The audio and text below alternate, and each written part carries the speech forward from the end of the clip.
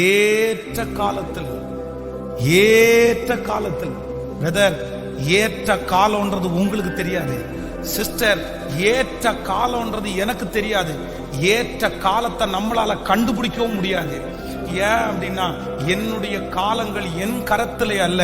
என்னுடைய காலங்கள் யாருடைய கரத்துல இருக்கு அப்படின்னா, கர்த்தருடைய கரத்துல இருக்குது.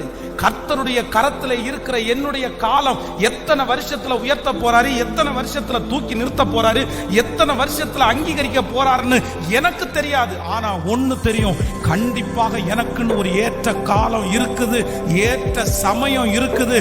அன்னைக்கு எத்தனை பேர் தடுத்து நிறுத்தினாலும், எத்தனை பேர் கட்டி போட்டாலும், எத்தனை பேர் உட்கார வச்சாலும், எத்தனை கை என்ன அமுத்தினாலும், அங்க இருந்து ஏற்ற காலம் வரும்போது என்ன தூக்கி கொண்டு போய் நிலை நிறுத்துறதுக்கு வல்லமை உள்ள ஒரு கர்த்தர் இருக்கிறார்.